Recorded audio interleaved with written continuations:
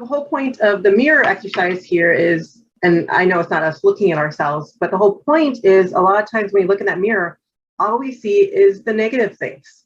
And rather than the negative, just looking at yourself and saying one thing that you're grateful for today for yourself, whether it's the way your hair looks today, or maybe it's your lipstick that you have today, or just that you have a smile today, that you can see that.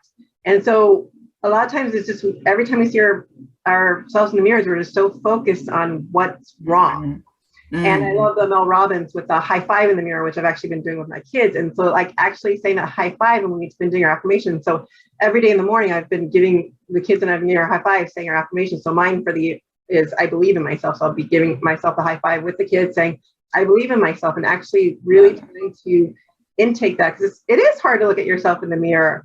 But as soon as you start to just make that one change, it makes it easier, more exciting to not put yourself down. Yes. I love the mirror. I love looking in the mirror. I think, I'm like every other human, and I can go to like what I want to improve and things like that. But what I like about the mirror, once we get past that, because your natural response could be that. So that's fine. If you do that when you first look in the mirror, okay, human instinct. But then after you get that human instinct out the way, stay there a little longer. Because I think what happens is we go in the mirror and we do our normal, I got to fix this, I got to fix that, and then we move. What we'd love for you to do, and this is stay in the mirror just a little longer so you can get past that first human critique mindset, and then stay there with yourself to literally be present with yourself for a minute. Because there's some power in sitting by yourself without looking at your mirror and being present with yourself. That's kind of going into the mind. But then there's some really beautiful power when you are in the mirror with yourself. So it's just you and you, eye to eye. Eye contact is one of the most powerful things. It just truly is. I say it's the keys and the windows to the soul, your eyes. So when you're able to look into your own soul, I feel you're able to pull out your worthiness. You're able to pull out your possibilities.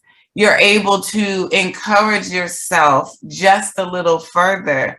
You're able to really look into your eyes and find love for yourself in that mirror. You're able to look in that mirror and know, like, I'm standing here.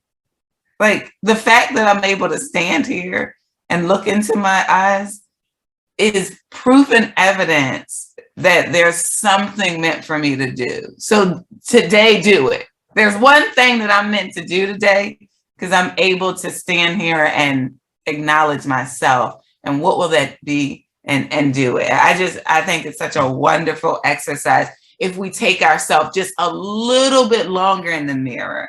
That's my one key for it. We get in the mirror, we check our outfit, we check our hair, we check our makeup, we touch up, we may even give ourselves a compliment. It doesn't mean you're always in the mirror like, sometimes you're like, oh, I look cute, and move on. Okay, after you say you look cute, stay there a little bit and get into your own eyes and go into yourself to get more soul searching. And then that's where some power can help reveal things. Past the surface. Because like you said, like you have that check, like you're always looking at your surface, but like yes, go inside and look at like gratitude of where you're at. What is something that you did today? What is something that you are going to do today? Set yourself up for success. And you can actually look in your mirror and get into yourself and see how you're really feeling. Yes. It's a way to check on yourself internally, like in my soul, in my eyes, how am I feeling? Like, are my eyes dancing? I feel like the eyes, for me, tell me how I'm feeling. If my eyes are sparkling and dancing, even in a picture, if I take a picture and my eyes are, I'm like, oh, I could tell my inner spirit's well. But if I could have the biggest smile on, but if my eyes have this you can see it's missing in my soul, in my eyes, then I know to check in with myself. So I think this is wonderful. Checking inside your soul. I feel like we're doing this right now just because we're in Zoom and you can like see yourself like you're. Yes, exactly. I'm doing it too. Like I'm literally for myself. That's exactly what I was doing. Like, you're not actually looking in a mirror, even though it doesn't look like it. Yes, go to Zoom if you like. Yeah, go to Zoom, talk to yourself. Exactly. I know what might come out. Record it.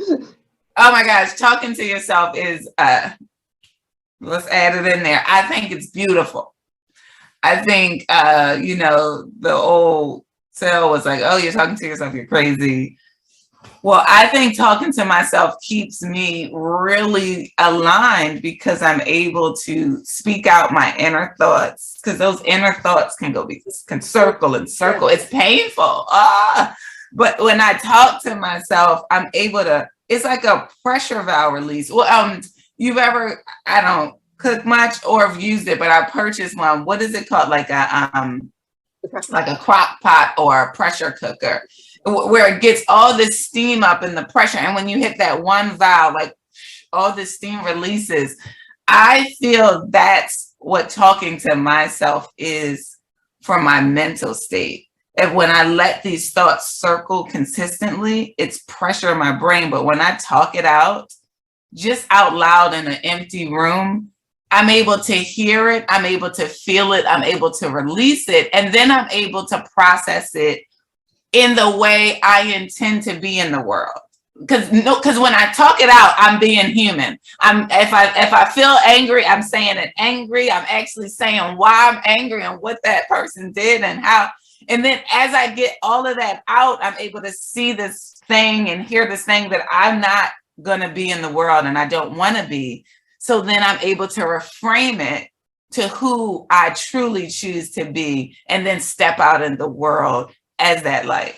I think the most dangerous thing is just when we let those thoughts just keep circling our mind. And so even if like some people may not feel as comfortable talking out loud, but then I suggest writing it down. Like, yes. You just need to release those thoughts from your head, because then they don't have as much power over you when you release them.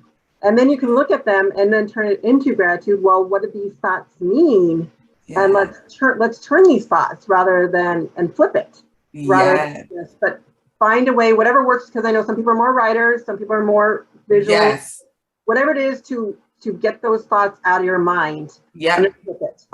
I think love it. Write it or talk it, but get them out so that you can reframe it.